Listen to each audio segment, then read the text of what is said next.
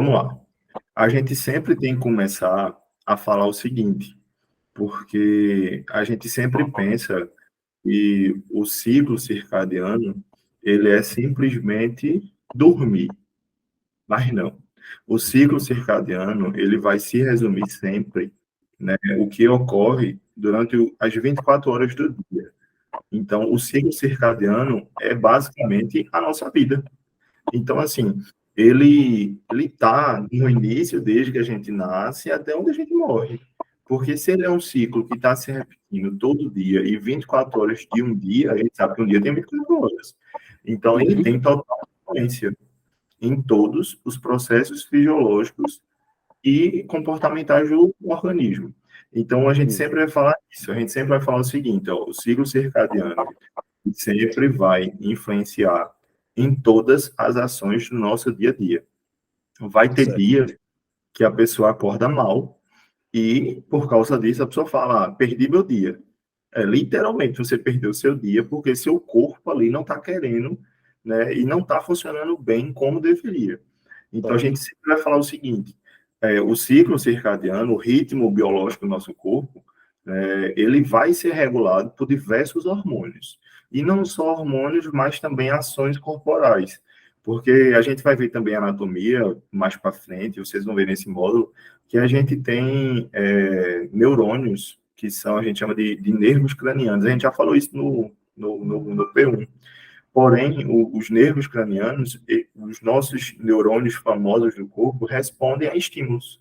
Estímulos esses que a gente pode ver ao ouvir, né, ao falar, ao ver, né, ao sentir.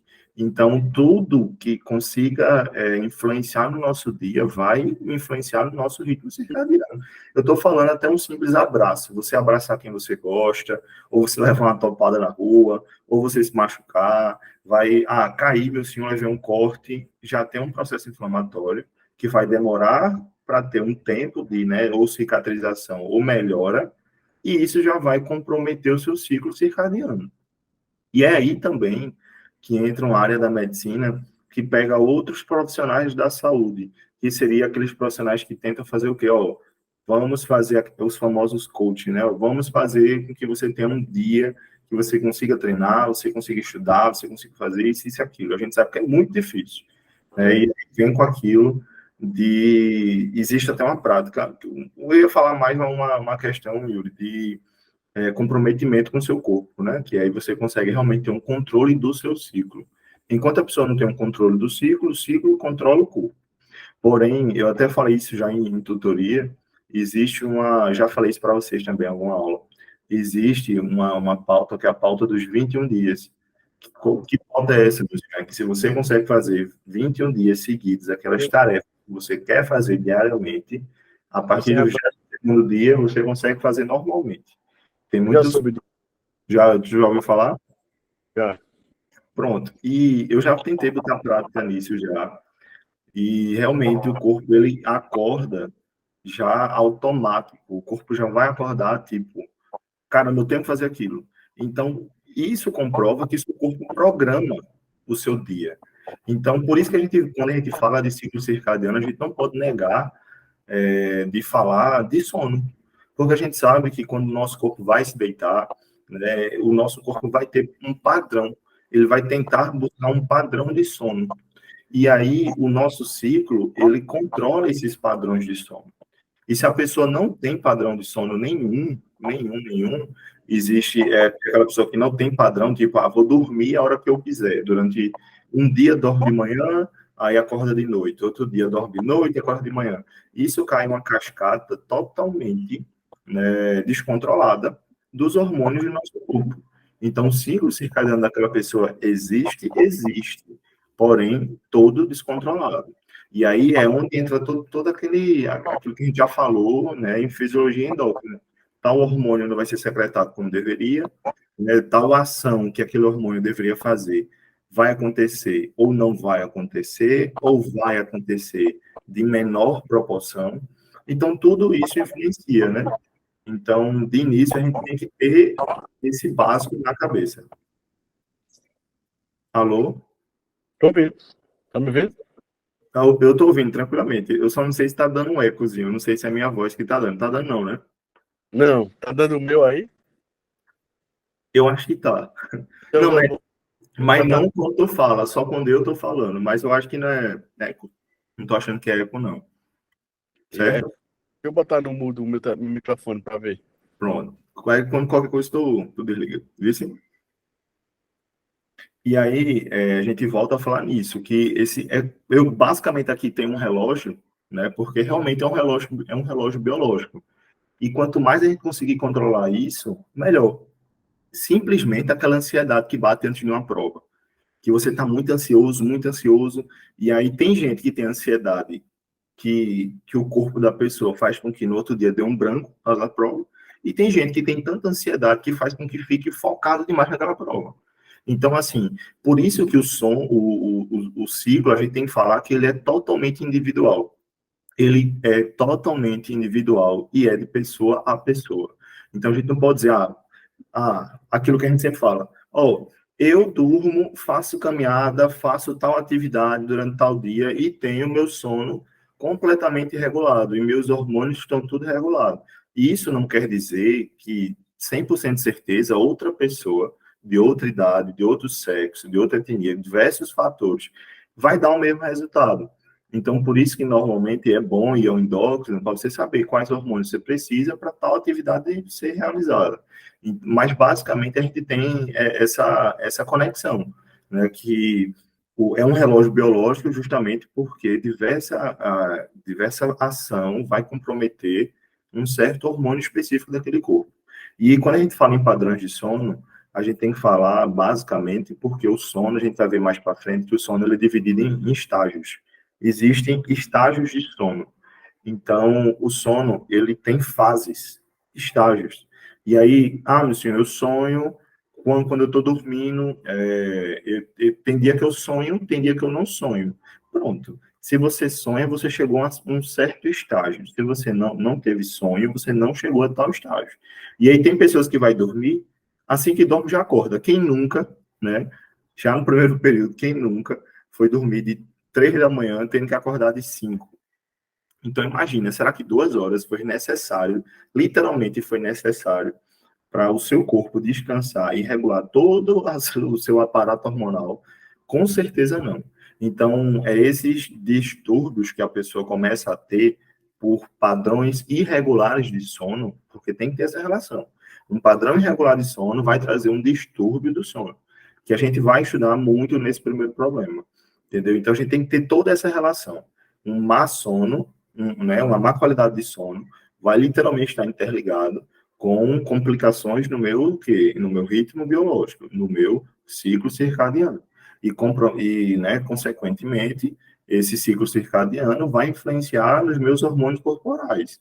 E esses hormônios podem ser da adrenal, hormônios cardíacos, hormônios pulmonares, todo tipo de hormônio do nosso corpo, né, que influenciem fisiologicamente esses órgãos, né?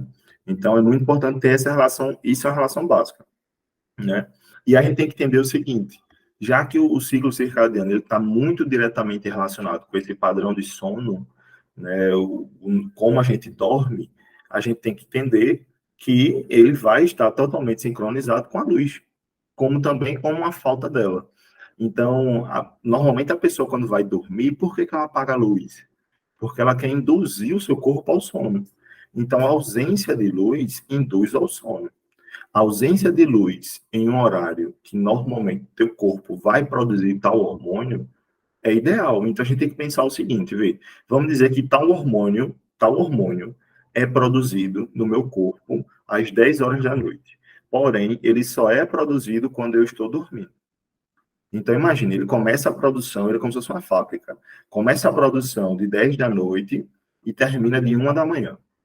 Hormônio X, eu não estou falando, só quero que você pense junto comigo. O hormônio X vai ser produzido, começa a ser produzido 10 da noite e termina de 1 da manhã, porém, ele só é produzido quando eu estou dormindo. Imagina que eu tive um dia corrido e acabei dormindo só às meia-noite.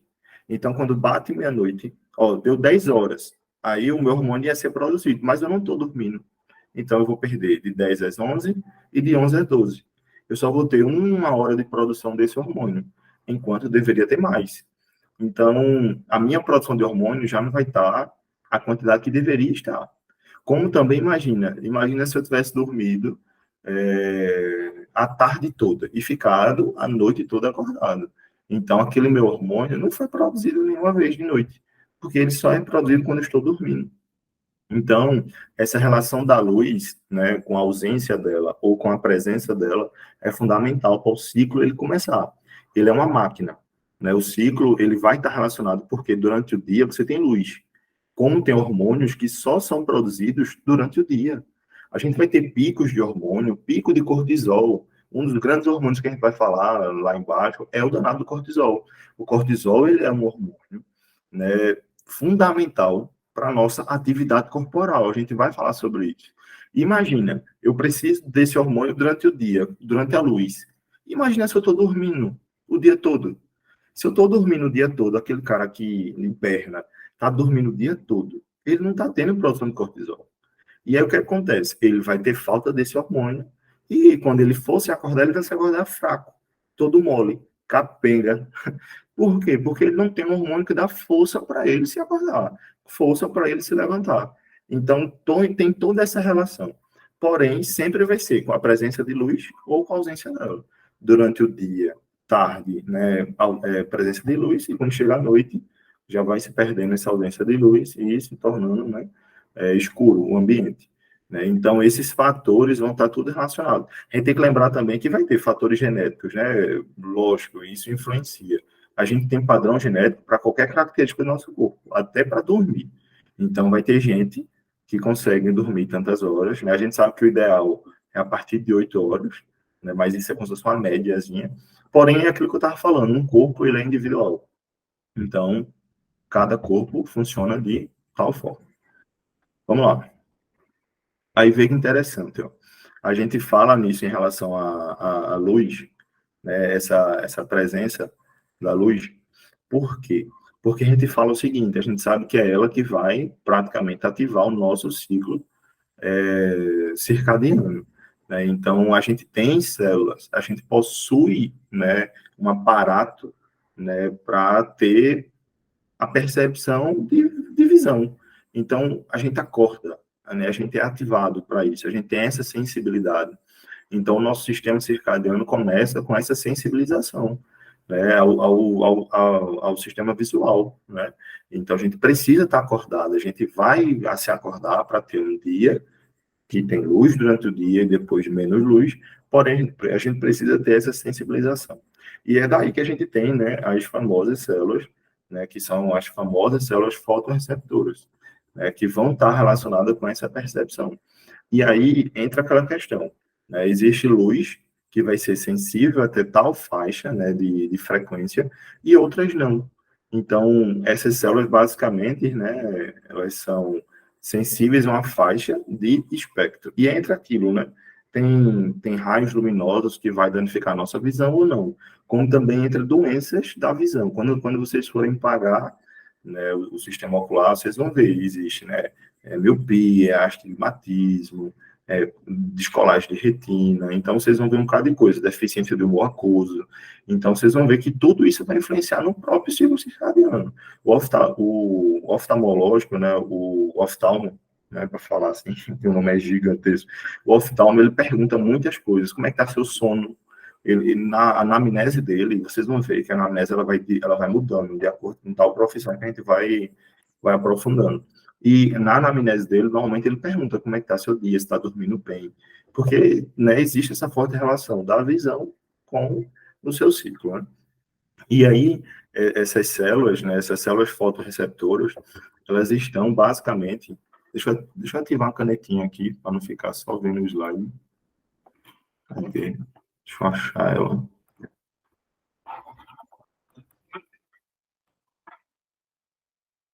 Aqui, achei. Pronto. Essas células fotorreceptores, né, ó, elas são basicamente, estão na nossa retina, né? Então, a gente chama de IP, né, RGCS, que são as células fotorreceptores presentes na nossa retina, certo? São células ganglionares, possuem gânglios, certo? O sistema nervoso, gânglio, certo? Recebem estímulos para se acordar. Então, existe essa relação, né? E aqui também traz, literalmente, essa ativação, né? Essas células fotorreceptoras são o quê? Vão estar relacionadas com o quê, meu senhor? Com a ativação de quê? Ó, do nosso ritmo circadiano. Então, entre outras ativações, né? A visão tem diversas outras coisas. A nossa visão é tão interessante que ela tem um líquido, né? O líquido lacrimal, ele defende de bactéria do nosso olho. Então, ele tem todo um aparato fora o próprio ritmo circadiano para normalizar o nosso corpo, né? Então, o ritmo circadiano, né, é ativado justamente por causa dessas células, as IPRGCS, certo? Mas a gente fala mais o quê? Célula fotorreceptora da retina. A gente não vai falar muito disso, né? E aqui está só um mapazinho para a gente ver a questão do espectro de luz, da luz natural que tem no nosso corpo, né? Ó, ver o espectro aqui, ó, onde a gente tem uma sensibilidade do sistema circadiano, como também a sensibilidade do sistema visual.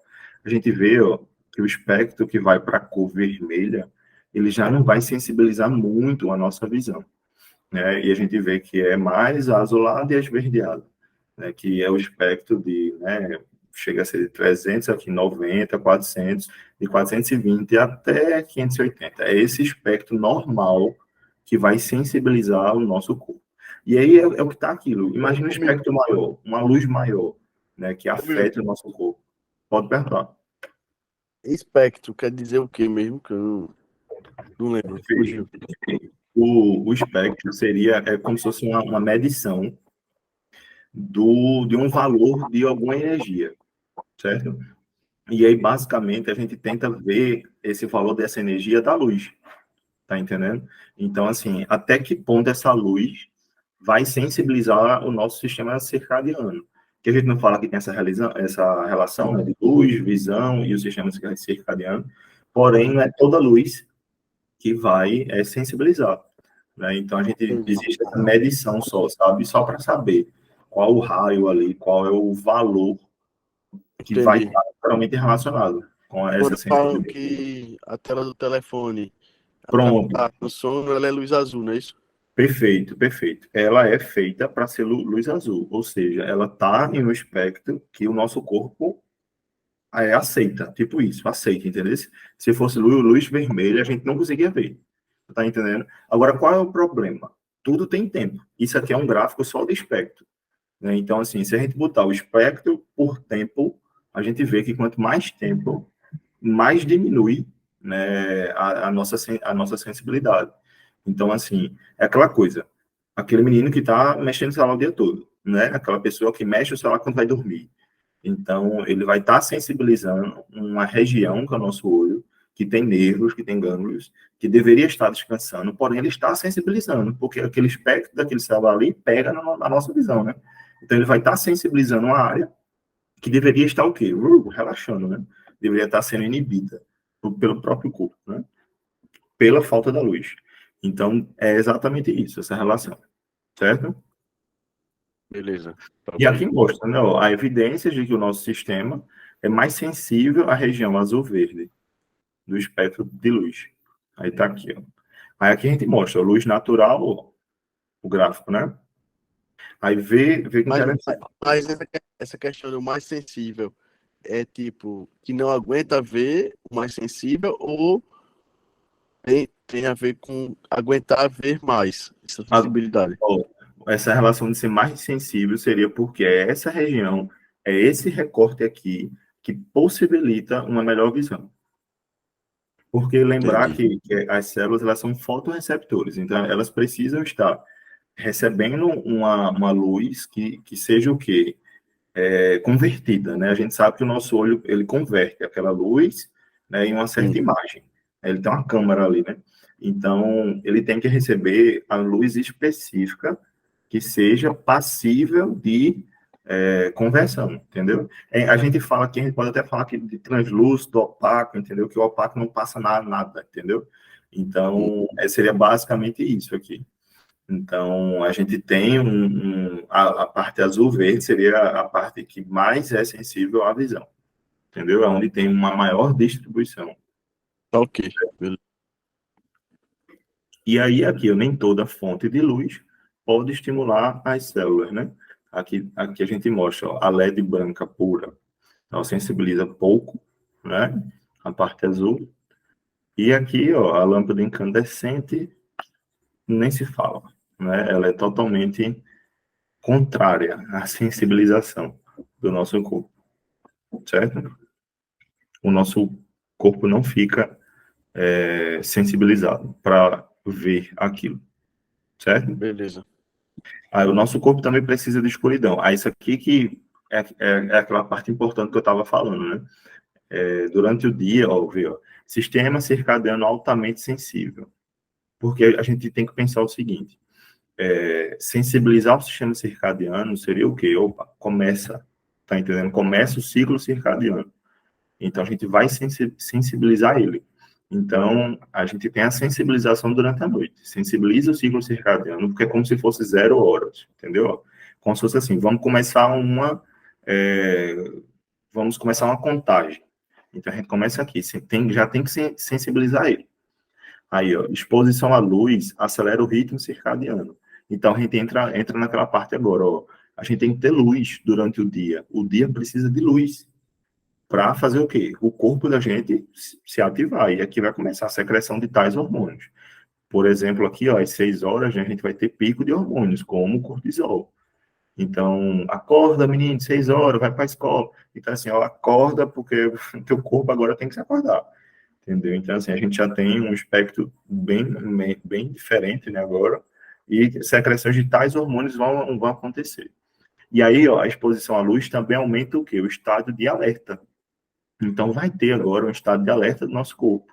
Porque hormônios que ativam o nosso corpo vai fazer o quê? Vão estar sendo secretados, vão estar ativando a sua determinada função. Então, durante o dia, essa exposição vai fazer o quê? Vai ativar, entendeu? E aqui, durante a noite, a exposição, né, luz, atrasa o ritmo circadiano. Por quê? Porque tem que ter o declínio, né? Porque está voltando o quê agora?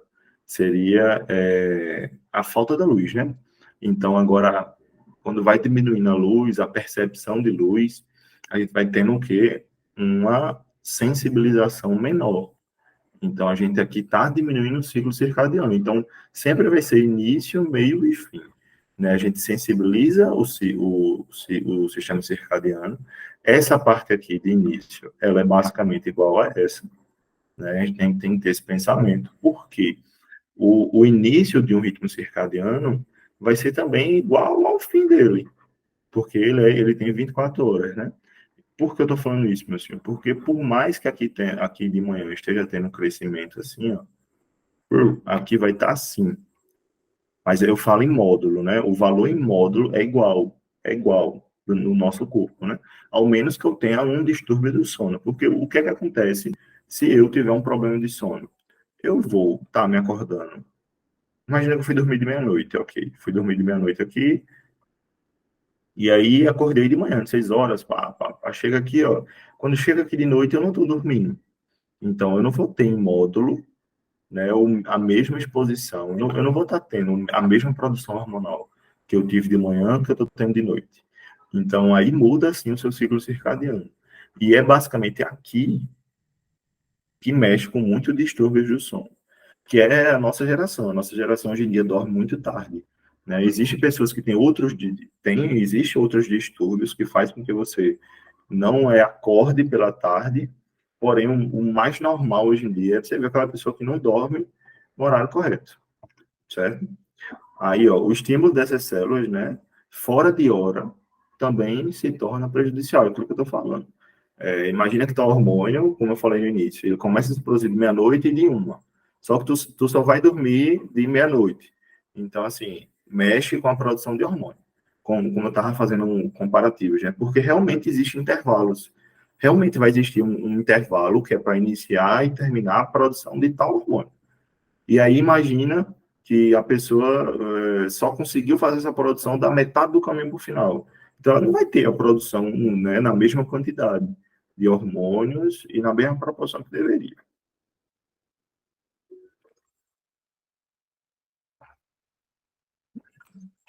Ó, vê como é interessante. Lá no final tem todas as referências. Eu botei aqui. Vê como é interessante. A melatonina ela é um dos hormônios muito importantes do nosso corpo, né? A gente sabe disso. E a gente sabe que ela começa a ser produzida à noite. Então, ela começa a ser produzida à noite para você dormir. Ela é basicamente um dos hormônios do sono, né? Então, quando começa a se alternar essa questão de luz e escuridão, ela começa a ser produzida, né? E ela vai ajustar esse ciclo circadiano. Porém, ela não só tem essa função de ajustar o ciclo circadiano, ela vai mexer com pressão sanguínea, ela vai mexer com a questão de reprodução corporal, ela vai mexer até com o nosso sistema imunológico, que vocês vão ver no segundo módulo, até entre outros fatores. Então, isso mostra que pessoas que possam estar comprometidas com o próprio sistema imunológico possa ser porque ele não está dormindo bem. Então, imagina, a pessoa está com processo infeccioso, precisa de um sistema imunológico que esteja ativado ali para defender o corpo, né? Porém, ele não está dormindo direito, fica mexendo no celular. Então, tem hospitais que não permitem celular a partir de tal hora, né, para o paciente conseguir dormir no horário correto. Então, tudo isso tem que ser levado em consideração, porque realmente influencia. Um hormônio, ele não só vai mexer com essa questão circadiana, né? Ele vai ter também outras relações, outras funções diretas. Por isso que a gente fala, né, que ó, saúde física, produtividade, a questão de satisfação, bem-estar, saúde mental, tudo vai estar relacionado com essa questão de um bom controle, né? Um bom controle corporal, um bom dia a dia, né? E aí a gente fala que essa exposição à luz, ela se torna basicamente um remédio. Vai, menino, acorda cedo, tomar vitamina D, vai fazer uma atividade física, vai secretar, né, serotonina, você precisa de dopamina, você precisa ter realmente esses hormônios, né, que vai fazer com que seu corpo consiga sobreviver. Esse é muito além de um bem-estar, né? É por isso que aqui fala, né, os aspectos biopsíquicos, que são literalmente os aspectos de uma boa vida. Aquela pessoa que está com depressão, algum problema mental, não vai conseguir dormir direito, vai ter pensamentos contraditórios, pode começar a ouvir vozes, aí já começa a desenvolver uma esquizofrenia. E isso pode estar muito bem relacionado também com uma má qualidade de sono, entendeu? Por isso que muitos remédios para pessoas que estão com problemas psíquicos, ele vai induzir a sono, né, em um modelo muito maior do que o normal, certo? Então, existe essa relação também. E aqui, essa imagem aqui é até interessante, vai ser mostrado na sala de tutoria de vocês, porque, ó, o horário, 9 horas da noite, começa a produzir o quê? Melatonina. Aí começa do ciclo o quê? De dormir. O corpo precisa dormir. Esse horário não é o que acontece em toda pessoa, entendeu? Aquilo que eu tô falando, isso aqui é uma média. Aí vê, ó, em 2 da manhã, se você começou a dormir de 9, 2 da manhã, você começa a ter um sono profundo. A gente chama de sono REM, a gente vai falar disso já já.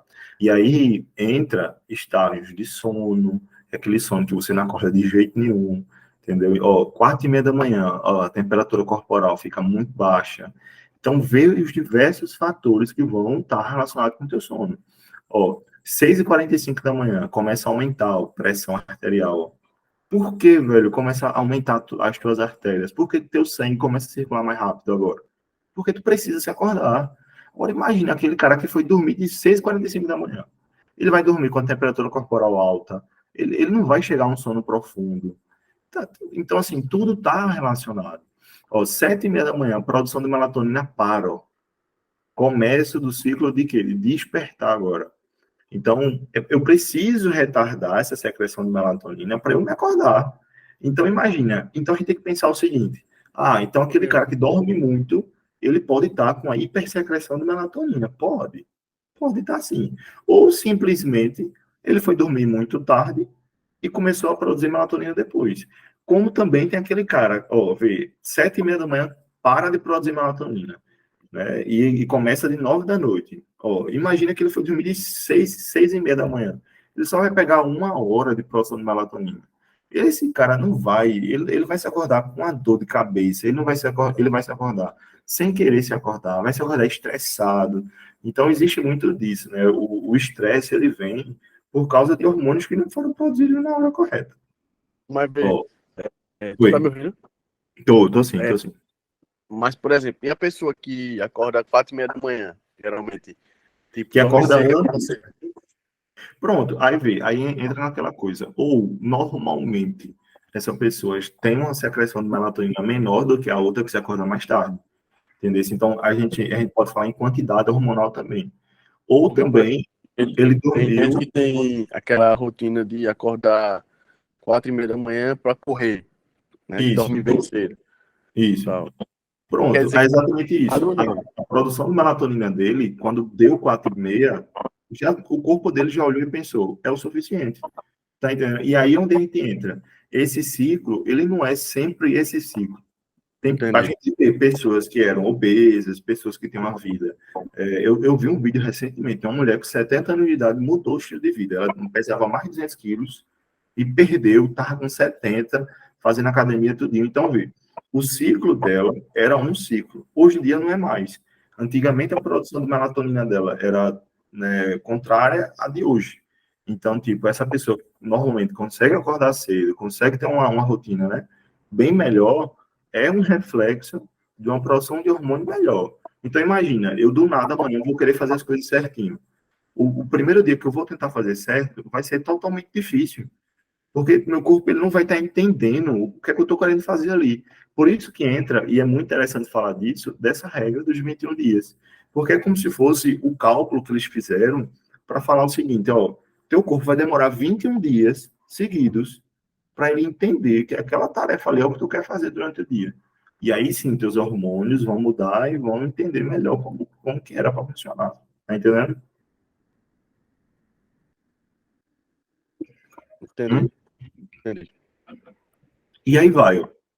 Melhor coordenação pela tarde, performance cognitiva, memória, dicção, ó, maior eficiência, vigor cardiovascular, temperatura mais alta do corpo, e aí vai. Né? A gente tem esse ciclo, mas realmente muda de corpo para corpo. Né?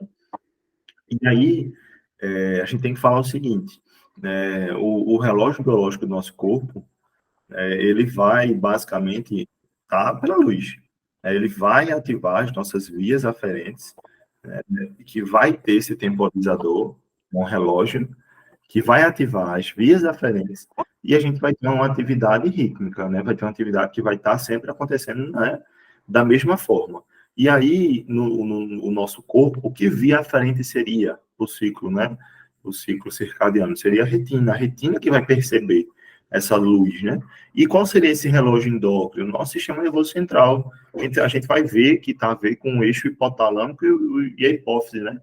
Que vão ativar o quê? Hormônios de outras vias. E aí, esses hormônios vão fazer o quê? Alternâncias fisiológicas, que vão mudar o quê? O nosso comportamento. E aí, esse comportamento dá um feedback, ó, para o sistema de novo. Então, assim, esse seria meio que a resposta para a sequência, né?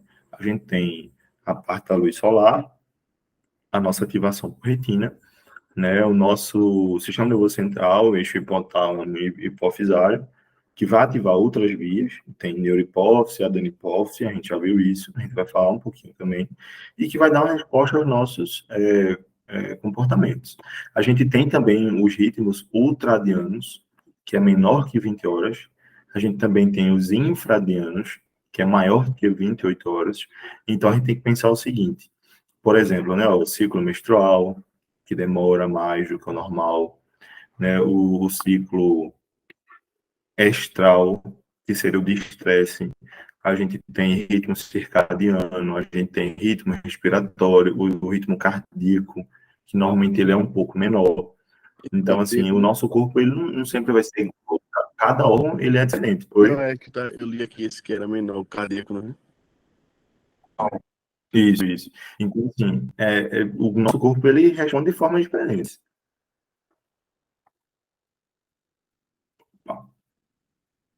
Aí pronto, aqui entra, a gente fala basicamente aqui daquele hormônio que eu já estava citando antes, é o cortisol, né? Ele vai ser produzido pela glândula adrenal, né? A supraadrenal, né? Que fica superior aos nossos rins, e ele tem um padrão longo durante o dia. Geralmente os níveis são muito mais altos de manhã cedo, logo após acordar. Então, é aquilo. A melatonina cai para o cortisol aumentar. É um feedback negativo entre os dois, né? E aí, quando vai passando o dia, cai cortisol para aumentar o quê? Melatonina. Então, eu só vou conseguir dormir se eu tiver alta de melatonina e baixa de cortisol. Esse é o segredo. E o que acontece? O inverso. Quem tem muita dificuldade de dormir, né, tem muito inverso. Fica muito acordado. Quanto mais acordado, mais cortisol e menos melatonina durante a noite. Entendeu? Então, a gente tem, né, essa modulação desses hormônios. Fora isso, também tem outros hormônios aqui. Ó. Essa imagem aqui, esse gráfico é do Guyton. E aqui mostra o nível de atenção, ó, quando a gente está com sono, acordado, ó, o hormônio do crescimento, ó, a temperatura corporal com a relação do cortisol e o potássio.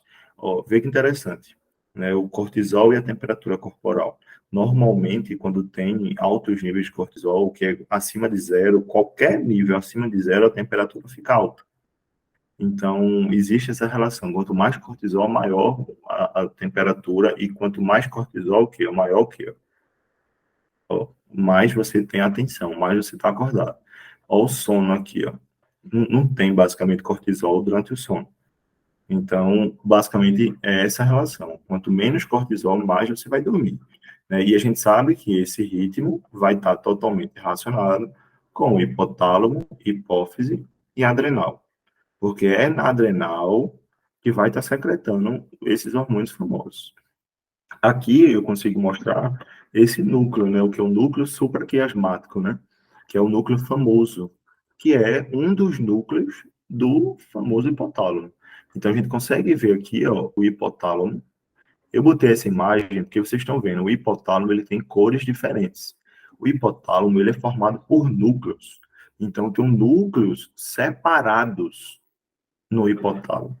Então a gente pensa que quando a gente está falando de hipotálamo, a gente acha que é só uma região. Não, dentro do hipotálamo existe núcleos, entendeu? Ó, o núcleo, aí aqui entra, o núcleo supraquiasmático, que é um dos do hipotálamo, é relacionado com o relógio biológico. Então, se a gente for querer falar mais especificamente, o núcleo supraquiasmático do hipotálamo, ele é responsável pelo ciclo biológico, pelo ciclo circadiano. Não é o hipotálamo, é o núcleo supraquiasmático do hipotálamo. Querendo só aprofundar mais um pouquinho a nossa cabeça, né, o nosso pensamento. Então, a gente basicamente a gente vai ter o quê? A retina que percebe a luz e vai enviar informações o quê? Luminosas para áreas, né, da nossa visão. Onde é que fica? Aí existe um trato. Aí a gente só estuda esse trato bem na frente. Mas é um trato retino-hipotalâmico, que é basicamente dizer o quê? São neurônios que vêm da retina para o hipotálamo, entendeu? Então, aí sim, o nosso hipotálamo consegue perceber a nossa visão, o hipotálamo está percebendo. Como é que ele percebe, meu senhor, que o cara se acordou? Porque ele abriu o olho. Simplesmente porque ele está com o olho aberto ali, entendeu? Então, assim, é essa relação da nossa visão com o nosso hipotálamo. É esse trato, é o trato retino-hipotalâmico. Para entender esse trato é engraçado, porque é um trajeto. Só que aí vocês só vão precisar saber desse trajeto mesmo lá para o P3 e P4. Hoje em dia vocês precisam saber que é o trato retino-hipotalâmico. Existem diversos, certo? Então, quando tiver essas oscilações, claro e escuro, né, durante o dia e a noite, os nossos neurônios vão estimular esse núcleo supraquiasmático. Onde ele está aqui, ó, esse pequenininho aqui, ó, existem diversos outros núcleos. Eu quero que vocês tenham total noção disso. O hipotálamo é formado por diversos núcleos. Se eu não me engano, são 11 ou são 14. Eu apostaria 11. Mas, querendo ou Bota aí pra não, ver como onde é esse núcleo. Esse núcleo. É esse vermelhinho ali, é? eu vou aumentar o zoom, peraí.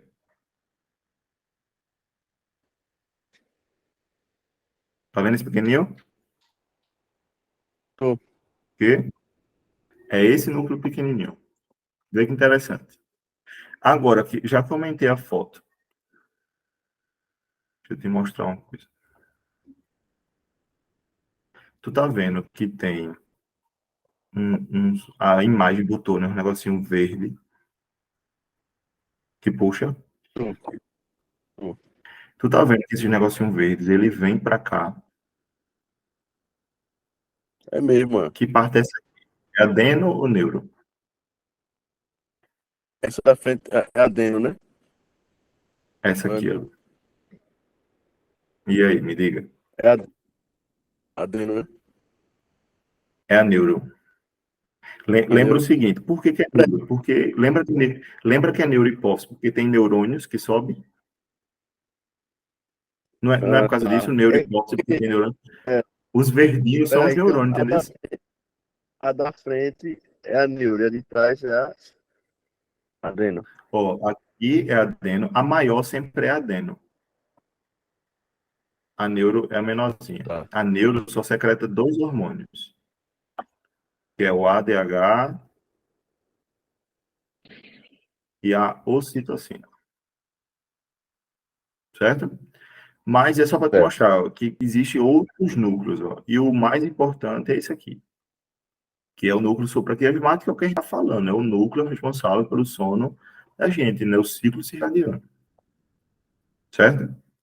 Tá. Esses verdinhos aí é o que? Neurônio? É, são neurônios segmentados, certo? Tá, beleza. Aí vê que interessante essa informação aqui. Ó. Os neurônios do nervo supraquiasmático são GABAérgicos. Isso aqui é importante, vocês vão falar sobre isso em farmacologia. E tem medicamentos É aquela parte de GABAérgicos. O que GABA, é né? isso? Perfeito, perfeito. Ou seja, o sistema GABA, ele inibe ou estimula? Ele inibe. Então, os neurônios do nervo, né, supraquiasmático inibe e faz conexões com outros núcleos do hipotálamo, como o prosencéfalo, que já é outro núcleo, e como o próprio tálamo. Porque existe hipotálamo, existe tálamo. Então, o que é que a gente está querendo falar nisso aqui? Que tudo que acontece é para inibir. Ou seja, o nosso corpo, quando está acordado, já é normal, quando está acordado, produzir alguma coisa, entendeu? Aí, quando a gente vai Uhum. dormir, papai estimula para funcionar, só que é aquela coisa, o pessoal confunde isso. Eu estimulo o núcleo supraquiasmático para ele inibir o que está acontecendo, entendeu? Então, basicamente essa diferença que a galera demora para sacar. Ele tem que funcionar, mas a função dele é para inibir, entendeu? É como se fosse policial e ladrão. Tem que ter o policial para prender o ladrão. Então, para prender o ladrão, eu tenho que ligar para o policial. Ativa aí o núcleo supraquiasmático para prender o ladrão, para né, inibir o ladrão. Entendeu? Então, Entendi. existe essa relação. Eles são GABAérgicos, são inibitórios. Uhum. Aqui eu botei, ó, né, para a gente entender um pouquinho sobre o núcleo supraquiasmático. Né, ó. É uma pequena estrutura localizada no hipotálamo. Ele é frequentemente chamado de relógio biológico mestre, devido ao seu papel central. Desempenha um papel crucial, né, na sincronização dos ritmos circadianos. Ó, recebe informações sobre a luz e escuridão através do nervo óptico. Aí, ó, aqui já dá uma informação mais qual o nervo da visão, o nervo óptico, certo? Que conecta aquele trato, né, retino e hipotalâmico. Uma das principais influências do NSQ, do nervo supraquiasmático, né, é a regulação da produção de melatonina. A melatonina é um hormônio associado ao sono. Durante a noite, ele sinaliza a glândula pineal para aumentar a produção de melatonina, ajudando a induzir o sono. Então, ou seja, eu ativo, né, o núcleo supraquiasmático e ele vai sinalizar uma resposta. Também influencia os ritmos de atividade e repouso do corpo, coordena hormônios, né, que afetam a vigília, o sono-vigília, né, atenção, estado de alerta. Problemas no núcleo supraquiasmático podem levar a distúrbios do sono, como insônia, né? Violações do ritmo circadiano, como trabalhar durante a noite, podem interferir no núcleo supraquiasmático. Tudo que a gente já estava falando, entendeu? A influência do núcleo Ah, supraquiasmático se limita ao sono, mas também afeta muitos aspectos de saúde. Então, tudo que a gente estava falando. E aí a gente fala dos dois grandes hormônios do núcleo, né, que vai ser estimulados, né, e regulados pelo núcleo supraquiasmático. A gente começa a falar de melatonina e cortisol, né? A gente já viu que a melatonina, ela vai induzir a gente ao sono, né, está associada ao sono. Durante a noite, em resposta à ausência de luz, o núcleo supraquiasmático sinaliza a glândula pineal para aumentar a produção de melatonina. induzindo ao sono, certo? E aí controla o ritmo circadiano. Mesma coisa o cortisol. Né? O núcleo cinemático influencia a secreção do hormônio cortisol. Então, a gente tem duas funções. Melatonina e cortisol são contrários. Enquanto a melatonina estimula o sono, o cortisol estimula a gente o quê? A se acordar, certo? Então, existe essa relação. Então, quanto mais cortisol, maior metabolismo, maior luz. Quanto maior melatonina, menor metabolismo. Quanto maior Cortisol. melatonina... Oi. Cortisol, não falam também que é relacionado a estresse, né? Isso, então, ele é o hormônio do estresse porque, imagina, você dormindo, é um estresse mais metabológico, sabe? É o teu organismo sendo ativado diversas vezes. Porém, ele é relacionado ao estresse porque ele também pode dar o estresse normal, que é o quê? Imagina, tu acordado o dia todo, sem dormir. É muito cortisol lá em cima. Né? Quanto mais acordado, mais cortisol, né? Então, quanto mais acordado, mais cortisol, mais estresse. Mais tu não quer ouvir, mais tu não quer falar, entendeu? Então, existe essa relação. Certo? Então, lembrar, cortisol é mais pela manhã e durante o dia, e melatonina é de noite e madrugada. Tá. Aí aqui tem diversos fatores que afetam o ciclo circadiano, porque isso é objetivo de tutoria, entendeu? Então, eu não vou estar lendo tudo, né? Mas, ó, exposição à luz, horário, né? Qual horário que eu estou ativado? Aquela pessoa que trabalha de noite e dorme de manhã, ele tem um ciclo circadiano totalmente diferente.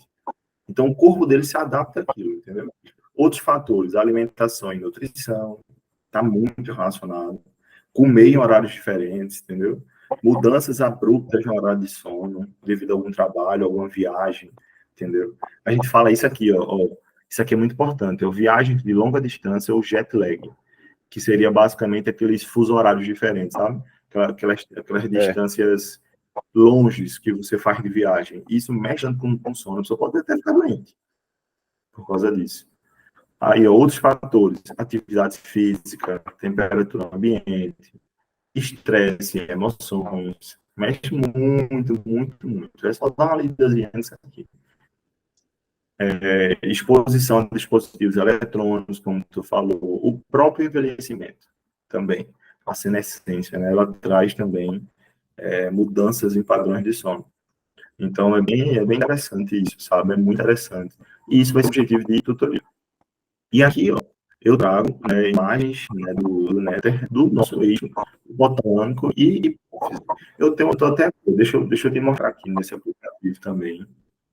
Tá mostrando aqui para tu essa peça, esse esqueleto Tá, na tá, tela? tá. Tá. Pronto. Agora vocês vão ter acesso a esse aplicativo aqui também. É massa. É o que André usa. Viu? A gente tem um timo aqui, ó, órgãos, né, hormonais do nosso corpo, né?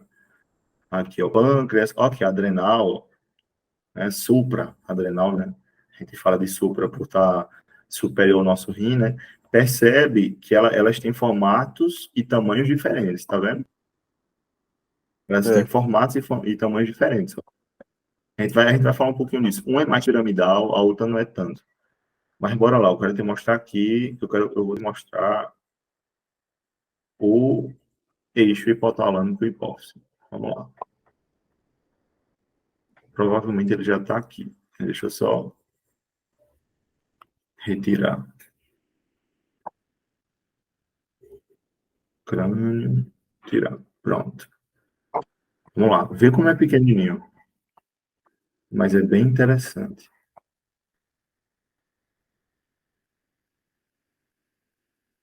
Isso aqui é a hipófise. Hum. Ó, a glândula Tá na pituitária. metade. Tá na metade, é? Oi? Isso, tem Tá na um metade corte aqui. cortado. Tá, tá, no caso aqui seria adeno, entendeu? Aqui vem o hipotálamo. Deixa Hum. eu... Diencéfalo, deixa eu botar aqui para ver. Aqui vai aparecer inteiro. Bem interessante. Ó, deixa eu retirar ele. Ui, peraí. Pronto, botei.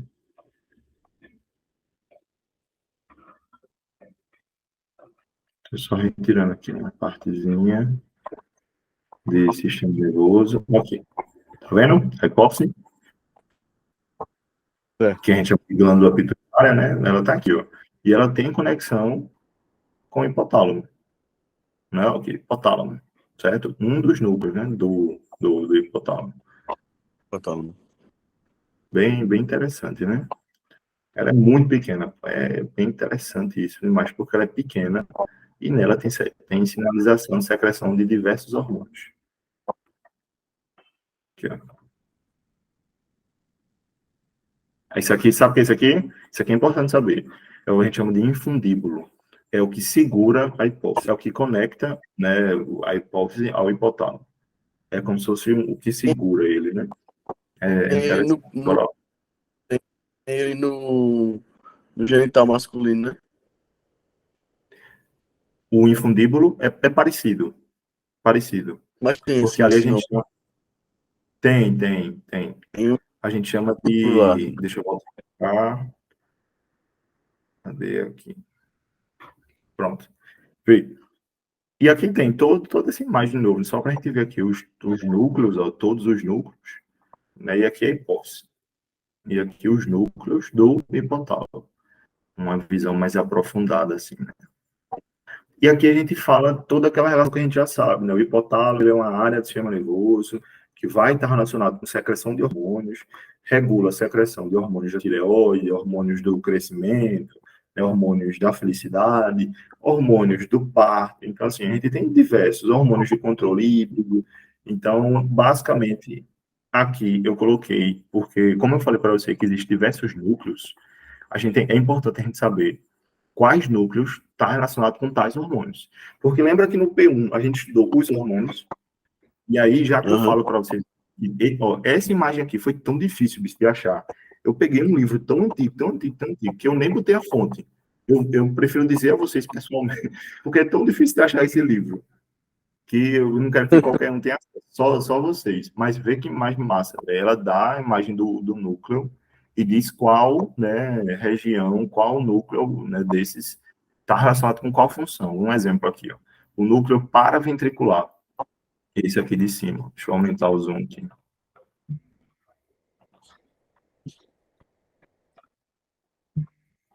O núcleo paraventricular secreta ocitocina e ADH. Núcleo supraóptico, tá? Superior ao óptico. Ele secreta o quê? ADH e ocitocina. Né? Aí, área pré-óptica medial, ó, diminui o quê? Se ela for ativada, diminui frequência cardíaca e pressão sanguínea. Ó, área pré-óptica posterior, hipotalâmica anterior, regula a temperatura, cansaço, sudorese. Corpo mamilar, reflexo da alimentação. A área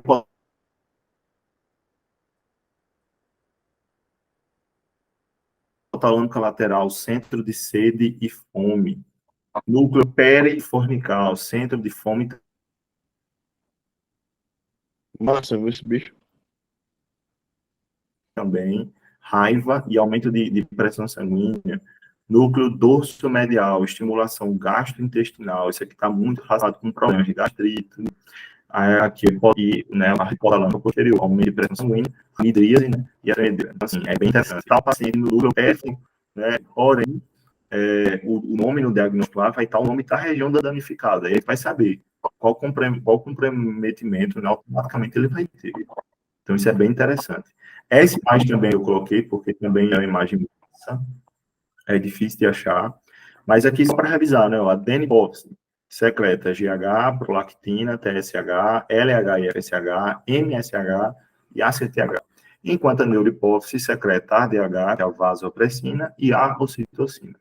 E aqui está toda essa relação, né, os hormônios, né, com a região da adenohipófise e a neurohipófise. E aqui tem, que a gente sabe o seguinte, eu já falei isso desde o P1. Antes de secretar tal hormônio, existe um hormônio que antecede esse hormônio. Então, basicamente é assim. O hormônio que vai estar secretado vai ser o da hipófise. Porém, precisa de um hormônio antes que libere aquele hormônio. Como assim, meu senhor? Viu? O próprio hipotálamo existe a secreção do GNRH. Esse aqui foi famoso. A gente estudou isso em ciclo hormonal. E o que acontece? o hormônio, né, liberador da gonadotrofina, que é o GnRH. Ele é secretado no hipotálamo e chega aonde? Na hipófise. Lá ele vai secretar o quê? Vai estimular o quê? FSH e LH. Qual ação que vai ter? Ação sobre testículos e ovários. No hipotálamo, ele Uhum. secreta o TSH, o hormônio liberador de tireoidotrofina, ou tireotrofina. E vai estimular o quê? O TSH, que vai produzir o quê, meu senhor? Vai estimular T3, T4, e vai, né, estar relacionado com o quê? A própria tireoide.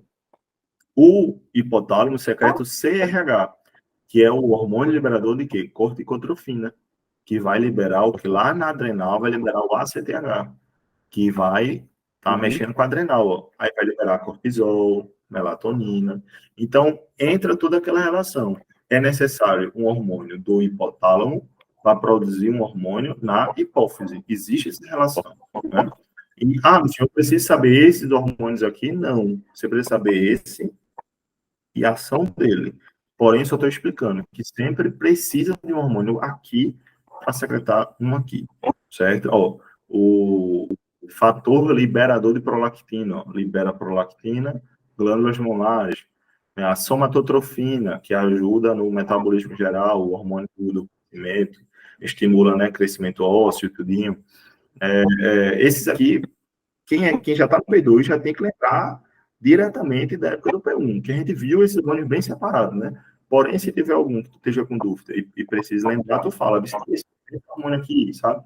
Ó, o MSH, ó, que é o hormônio dos melanócitos, entendeu? Então, assim, é bem interessante. Eu ainda coloquei mais dois hormônios aqui importantíssimos que a gente tem que falar, que é a grelina e a leptina, né? Porque são hormônios que vão estimular sono e que vão estimular o apetite, certo? Então, existe essa relação de grelina e leptina, porque a gente vai ter uma parte que vocês vão ver a questão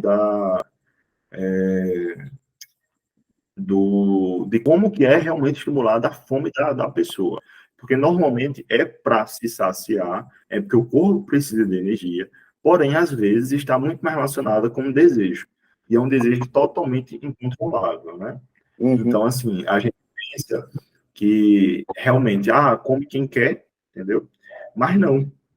Então, existe essa relação. É bem interessante mesmo, sabe? Eu lembro que é uma parte que vai ser até ser falado posteriormente, não agora, mas em outras aulas. Mas é uma parte que mostra essa questão de que realmente a pessoa não chega a controlar. Não chega a controlar de jeito nenhum, certo? Essa grelina e leptina a gente não viu, não, foi? No P1, não. É, Deixa eu só responder aqui, pai, rapidinho, isso. tranquilo.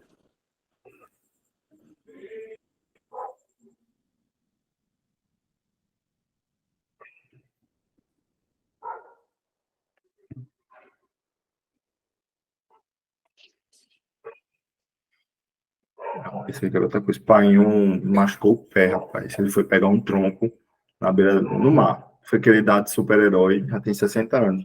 Aí tirou um tronco do mar, que era grandão, pô. Aí quando ele chegou na beira-mar, quando ele foi pegar o tronco, caiu em cima do pé dele. Eita Aí porra. espremeu o dedão, pô. E ele é Tá. diabético, entendeu? Sai meio da porra. Eita, só a palavra que eu falo. Eu Desculpa. também falei. Tá de boa. Aí eu já pensei o quê? Né? Eu fiquei pensando, bicho, tem que tomar remédio, pá, essas coisas. Aí peguei os remédios, tudinho. Porém, eu tava com medo da questão do pé, se tinha circulação sanguínea. Aí eu pensei, bicho, vou ver a questão do pulso. Né? O pulso, o poplíteo, entendeu? O pé de Hum. nose, vou ver se eles estão pulsando. Porque se realmente a pulsação tivesse baixa, possivelmente ele perderia o dedo, entendeu? É rapidão. Rapidão, Aí deixa eu só. estava normal, graças a Deus. E hoje em dia o dedo Olha, já faz 6 dias, né? Mas já está bem melhor. Oi, diz. tá, é melhor. Tava Diz. fazendo. Rapidão, deixa eu só fazer um pix aqui rapidão. Beleza. Pode fazer. Bem ligeiro.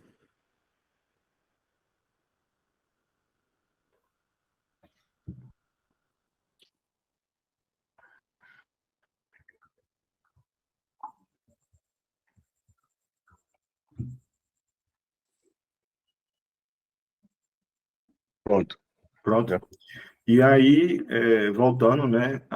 A leptina, ela vai estar relacionada com a perda da fome. Então, enquanto a leptina deixa você sem fome, a grelina estimula muito mais a fome. Então, tem coisas que a gente fala até no mercado tecnológico. Às vezes você compra, desejar aquela comida ali, porém você realmente não está com fome. Então, aquela cor ali, porque o McDonald's é vermelho, amarelo, ele consegue estimular a gente a se alimentar, às vezes, sem necessidade. Então, ele estimula o quê? Grelina. Entendeu? Que a grelina é a que dá mais fome, enquanto a leptina é o que dá menos fome. Isso é interessante porque muitos efeitos colaterais de remédio estimulam grelina ou leptina. E a gente tem que estar ciente disso. Entendeu? Remédios como fluoxetina, quetiapina. A quetiapina garante que você vai ganhar peso. Entendeu? É um remédio usado para esquizofrenia e dá muito peso mesmo, ganho de peso. Então, E a fluoxetina também? Oi? Fluoxetina também? A fluoxetina também, normalmente, mas nem sempre, sabe? Mas comparado com a quetiapina de certeza. A sertralina, às vezes, dá fome, dá muito mais fome. Então, a gente tem que saber disso. Por exemplo, eu já vi médica, na verdade, passar um remédio que o efeito colateral dele era ganho de peso em um paciente que estava com ansiedade, né, e que já estava com mais de 200 quilos. Entendeu? E a própria médica passou esse remédio, não sabia esse efeito colateral e estava encaminhando para uma nutricionista. Entendeu? Tá Então, boa. que bronca, bicho. Bem, né, sem sentido. Entendeu? E eu, pô, bicho, isso aí. Farmacologia salva às vezes. E aqui, só para pegar essa parte, né, que a gente precisa saber também, existem os estágios do sono, né, que a gente chama de sono REM e o NREM. Né? Então, existem fases do sono, certo? Então, em que cada fase vai estar se aprofundando mais o sono. E aí, essa fase, né, o sono NREM, ele vai ser dividido em NREM 1, NREM 2 e NREM 3, entendeu? Que a gente chama de sono, onde é o sono que tem ondas lentas. E aí, o sono REM é a fase que ocorre os movimentos rápidos dos olhos. Então, é como se fosse o seguinte: começa o sono REM, entendeu? E depois vai ter os sonos NREM, que é os que vão mais estar se aprofundando e mais dando sono de verdade. Então, quando você está dormindo, mas que você ainda sente as pálpebras, né? Que você sente que está um sono fraco ainda, esse é o sono REM. E aí depois ele vai se aprofundando, né? Vai tendo perda de energia das pálpebras, o olho ele vai realmente indo ao sono, né? E aí vem com todas aquelas fases, né, de secreção de hormônio, a própria melatonina, entendeu? E aí, ó, diminui frequência cardíaca, a respiração vai diminuindo, no NREM1, NREM2, a atividade cerebral continua a diminuir, o cérebro começa a pensar menos, começa a formar uns complexos que é para dar sono. E aí a gente tem a fase do sono mais profunda, né, que é ondas cerebrais muito lentas, respiração física lentas. E aí dizem que, né, nessa fase mais profunda, que a gente chama de sono REM profundo, que é o sono que você consegue sonhar, entendeu? Então, existem esses estágios. Eu coloquei outros estágios aqui porque muda por referência. A referência que eu vi, que considerada como a que a gente precisa saber é essa, que o sono é dividido em REM e NREM. O NREM é o sono inicial, é o rápido, entendeu? E o NREM é o sono profundo. E aí esse profundo é dividido em 3 estágios, em que em cada estágio vai se aprofundando mais o sono. E aí a gente tem outras referências, né, que diz, ó, o sono é dividido em 4 estágios de sono REM, entendeu? E aí, mas é sempre aquela coisa, são informações gradativas, né? Os estágios de sono, eles vão se aumentando. Lembrar que basicamente o tempo ele vai diminuindo, né? Do sono REM, o sono não REM, ele vai se diminuindo. Você fica, normalmente, você precisa estar com mais tempo no sono rápido e com menos tempo no sono profundo. Tem que estar com esse pensamento. E aqui eu botei essa fotozinha também, que aí fala os 4 estágios, aí diz sono mais profundo, sono mais leve, entendeu? Porém, o que eu quero que você saiba de verdade é esse aqui, que é dividido em sono REM e NREM. E o NREM tem 3 fases. Esse é o que eu vejo que cai em prova de residência. Porém, tutorias vão falar. Um vai falar assim, mas eu vi outra referência, que é isso, isso e isso. Acontece.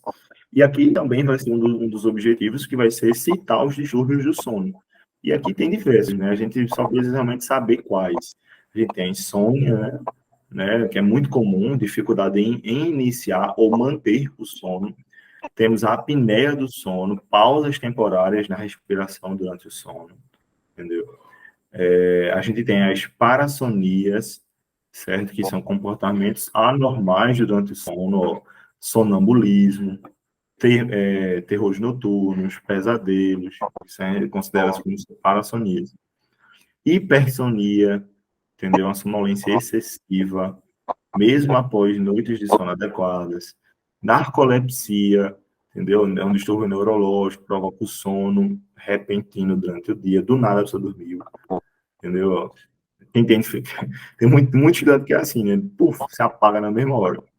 Tem a síndrome das pernas inquietas. Esse aqui eu realmente sei qual é, eu já tive.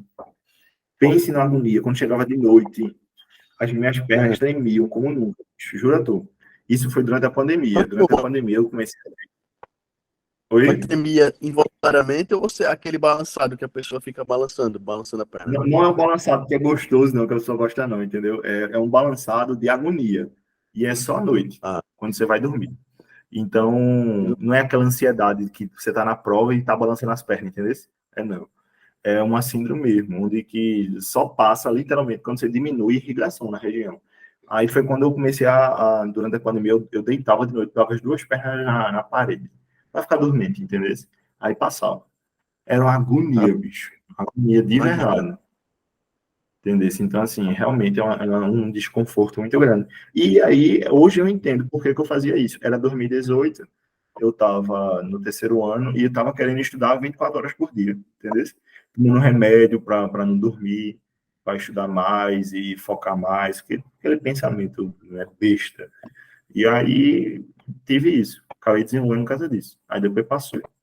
Quando eu quando eu comecei a fazer atividade física de novo.